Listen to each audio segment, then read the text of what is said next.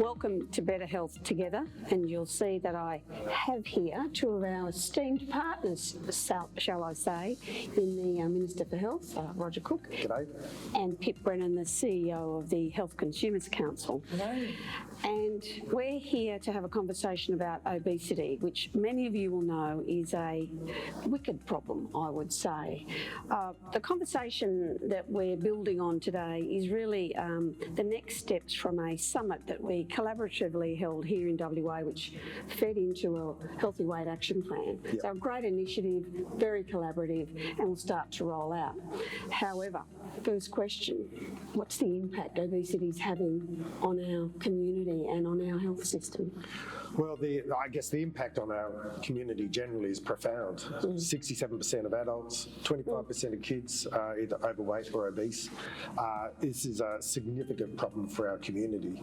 The impact that has on our health system, of course, is we've got a greater prevalence of chronic disease, cardiovascular disease, type 2 diabetes, and all these things, I guess, are compounded in the sense of the demands on our health system. So it's a wicked problem, and it's a problem which runs the full length and breadth of health services in Western Australia. And I guess, what was great about this project from the Health Consumers Council's perspective is we've got a chance to talk to people in the community, and I think to really listen to what the impact for them is of overweight and obesity and the great toll it can have on people, and also the difficulty people have had in trying to find the right kind of services. Often they are not aware of things that exist, or if they've been to things that hasn't really delivered what they need, and they can feel quite helpless. Yes, and it's quite interesting some of the research that's emerging. So families that cook dinner from scratch at home may in fact be less likely to be overweight or obese. So we know that some of that's quite fundamental. Yeah, so much about this is about social. It's really about our social networks, how we're socially supported, what we do, what our loved ones do. So it's all there's a whole lot of areas of complexity and opportunity in that. So what do you think some of the strategies could be going forward? Well, I guess there's a whole range of strategies, and we can look to health services and obviously having a strong relationship with your GP, yes, and be able to work through all those lifestyle issues and health-related issues with your GP is absolutely crucial. Yeah.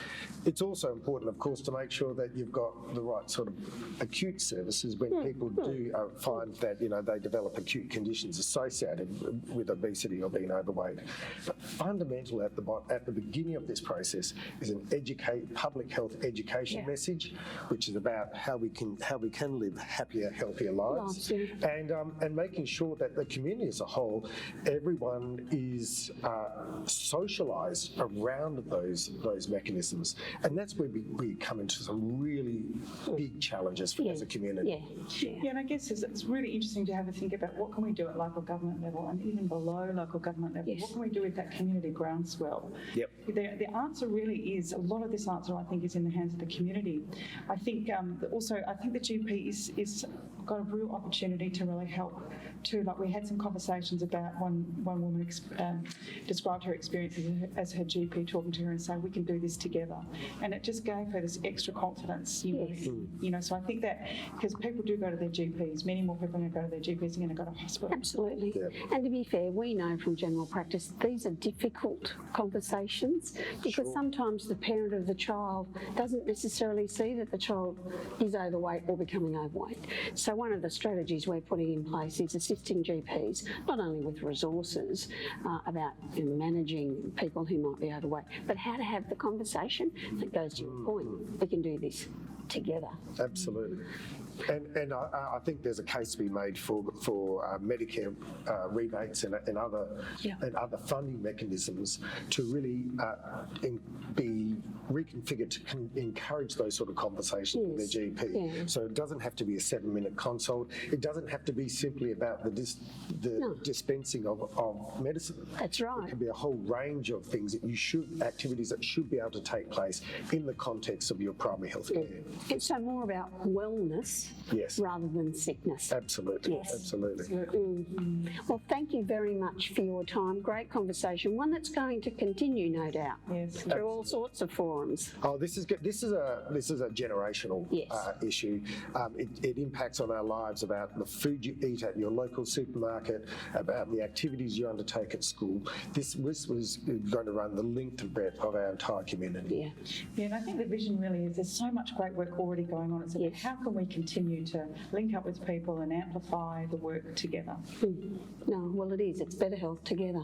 Absolutely. Thank you very much. Thank you. Bye for now.